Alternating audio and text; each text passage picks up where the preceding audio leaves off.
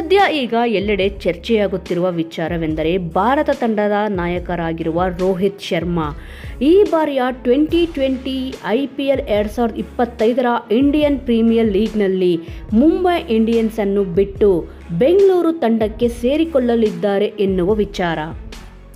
ಹೌದು ವೀಕ್ಷಕರೇ, ಬಹು ನಿರೀಕ್ಷಿತ 2025ರ ಇಂಡಿಯನ್ ಪ್ರೀಮಿಯರ್ ಲೀಗ್ನಲ್ಲಿ ರೋಹಿತ್ ಶರ್ಮಾ ಅವರು ಮುಂಬೈ ಇಂಡಿಯನ್ಸ್ ತಂಡವನ್ನು ಬಿಟ್ಟು ಬಹುತೇಕವಾಗಿ ಬೆಂಗಳೂರು ತಂಡಕ್ಕೆ ಬರಲಿದ್ದಾರೆ ಎನ್ನುವ ಸುದ್ದಿ ಪಕ್ಕಾ ಆಗಿದೆ. ಫಾಫ್ ಡು ಪ್ಲೆಸಿ ಬಳಿಕ ರೋಹಿತ್ ಶರ್ಮಾ RCB ತಂಡದ ಕ್ಯಾಪ್ಟನ್ ಆಗಲಿದ್ದಾರೆ ಎಂದು ಕೂಡ ಹೇಳಲಾಗುತ್ತಿದೆ. ಇನ್ನು 2025ರ IPL ಸೀಸನ್ಗೆ ಕೊಹ್ಲಿ ಅವರೇ ರೋಹಿತ್ ಶರ್ಮಾ ಅವರನ್ನು RCB ಕ್ಯಾಪ್ಟನ್ ಮಾಡಿ ಎಂಬ ವಿಚಾರವನ್ನು ಮುಂದಿಟ್ಟಿದ್ದಾರಂತೆ.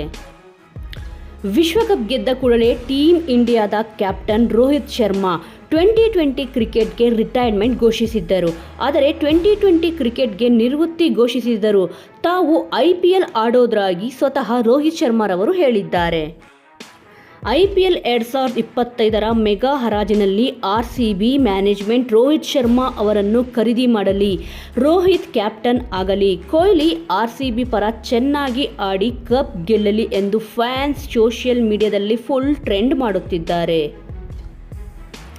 ಒಂದು ವೇಳೆ ಈ ಬಾರಿ ವಿರಾಟ್ ಕೊಹ್ಲಿ ಅವರು RCB ತಂಡಕ್ಕೆ ಕ್ಯಾಪ್ಟನ್ ಆಗಲು ನಿರಾಕರಿಸಿದರೆ ರೋಹಿತ್ ಶರ್ಮಾ ಅವರನ್ನು ರಿಟೈನ್ ಮಾಡಿ ರೋಹಿತ್ ಶರ್ಮಾರವರನ್ನೇ RCB ತಂಡಕ್ಕೆ ಕ್ಯಾಪ್ಟನ್ ಮಾಡಲು RCB ಮುಂದುವರೆಯಲಿದೆ ಎಂದು ಹೇಳಲಾಗುತ್ತಿದೆ ಅಷ್ಟೇ. ಆದರೆ ಈ ಮಾಹಿತಿ ಇನ್ನೂ ಪಕ್ಕಾ ಆಗಿಲ್ಲ.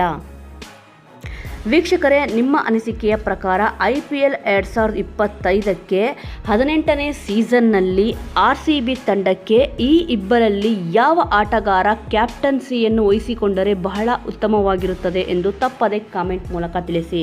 ಹಾಗೂ ಇನ್ನೂ ಇಂಟ್ರೆಸ್ಟಿಂಗ್ ಆದ ವಿಚಾರಗಳನ್ನು ತಿಳಿದುಕೊಳ್ಳಲು ನೀವೇನಾದರೂ ನಮ್ಮ ಚಾನಲನ್ನು ಇನ್ನೂ ಸಬ್ಸ್ಕ್ರೈಬ್ ಮಾಡಿಕೊಂಡಿಲ್ಲ ಎಂದರೆ ಈಗಲೇ ಸಬ್ಸ್ಕ್ರೈಬ್ ಮಾಡಿಕೊಳ್ಳಿ. ಮುಂದಿನ ವಿಡಿಯೋದೊಂದಿಗೆ ಮತ್ತೆ ಸಿಗೋಣ. ಜೈ ಹಿಂದ್, ಜೈ ಕರ್ನಾಟಕ.